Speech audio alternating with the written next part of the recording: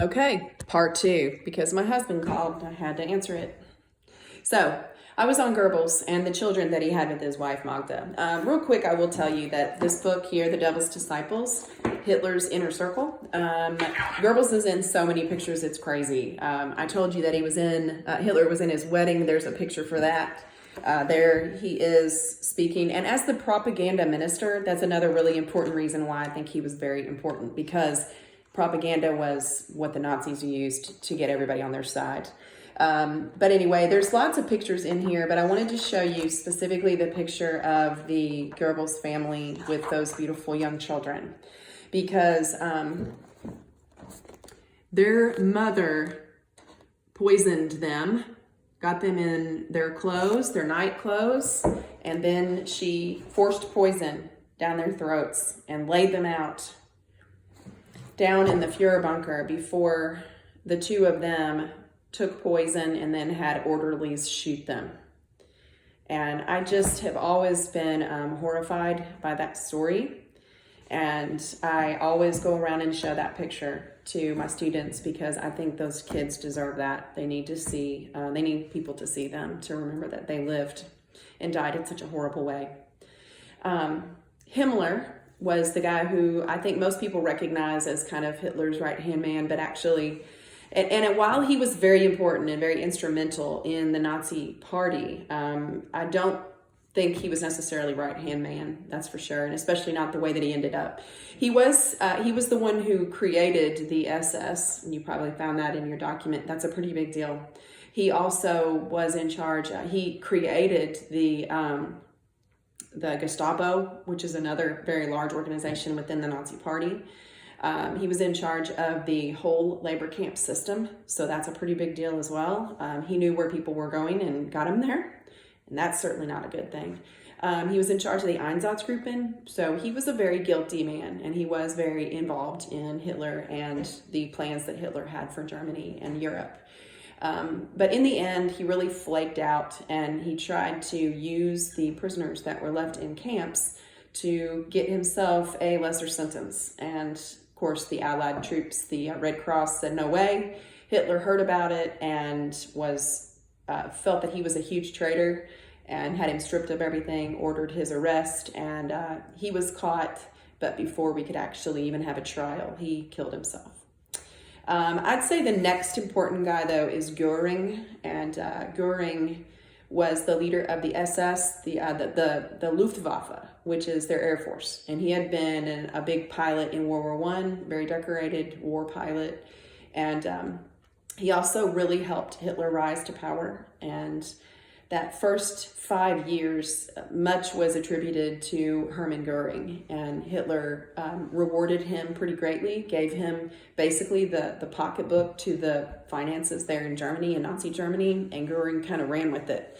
He lived like a king, built crazy palaces and had giant parties and always changing his clothes, and stole a ton of artwork. They found a lot of stolen Jewish masterpieces by people like Picasso and Rembrandt, and famous artwork that Goering had gotten during the war.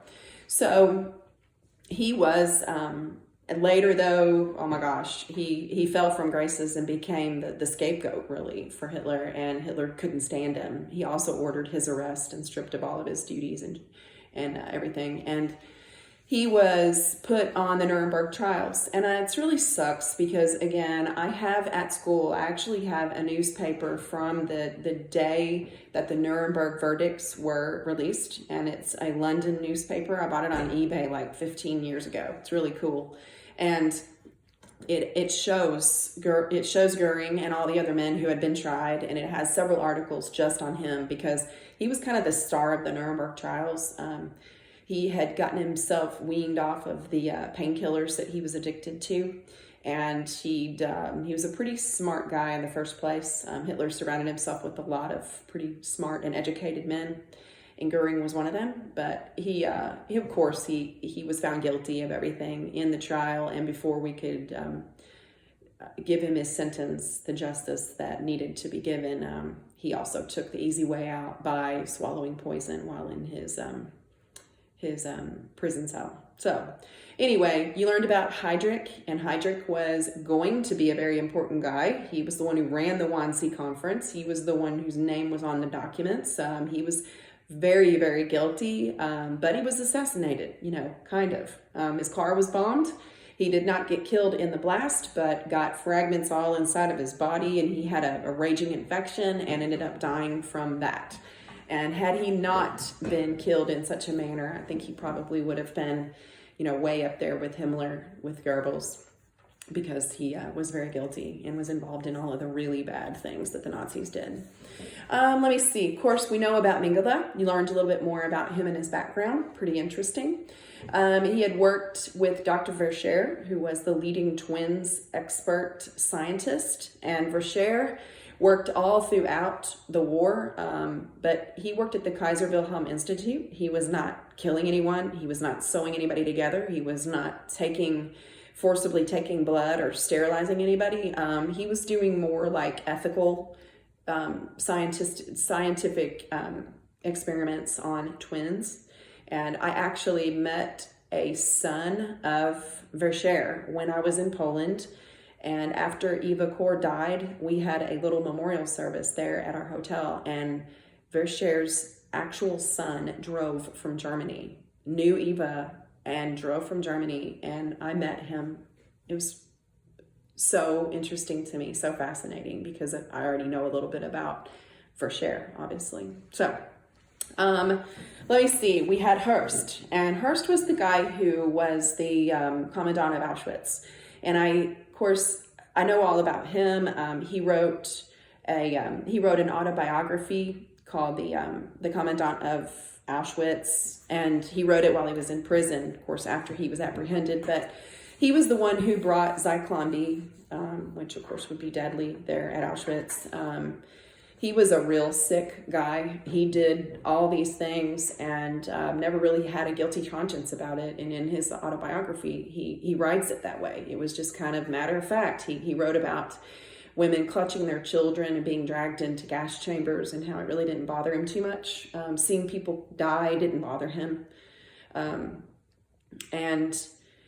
They caught him, which was an interesting story too, because his wife gave up his whereabouts because she was afraid for their son. And when he was captured, they knew who he was and what he'd done, and he was nearly beaten to death by the soldiers, but somebody stopped them from doing that so that they could actually drag him to trial. He was tried, he was convicted, and the sentence was carried out. With at least one of these guys, it was carried out, and they built gallows for him there on the site of Auschwitz in Auschwitz I. And those gallows are there now. I've seen them. I have photographs of them, and it even has the story of who he was and that those gallows were built for him. So pretty interesting.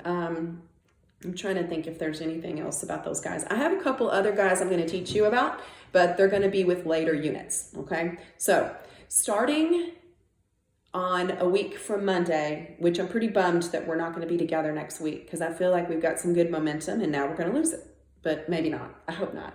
Anyway, a week from Monday, we're going to be starting our World War II in France unit, and it is one of my all-time favorites. I can't wait. One cool thing is I am planning to do some Google Meet sessions with you guys, and I promised not to do them early in the morning. I told my English kids we would probably meet around 10. I would do yours after that, so probably it would be 11 or 12, 11:30, I don't know. Keep an eye on Google Classroom, and I will give you information about when those Google Meets will be so that we can kind of interact with one another, those of you who can and want to do that. So have a safe Easter, have a happy Easter, have a good week next week. If anybody has questions, if anybody needs me at all, you know my email, and if you need me further, email me and I can give you my phone number if anybody needs to talk to me or whatever. You know I'm here. So talk to you all soon.